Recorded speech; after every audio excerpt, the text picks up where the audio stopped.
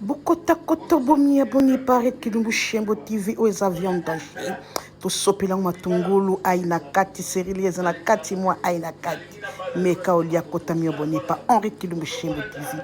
Maso les aki. Bio toujours bande koto zotu tapondu na liboka. To faneli yango na se matungulu eza déjà na kati.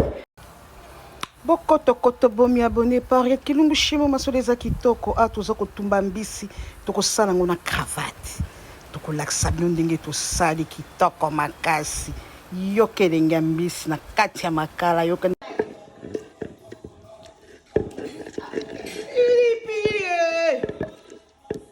aliboka mboka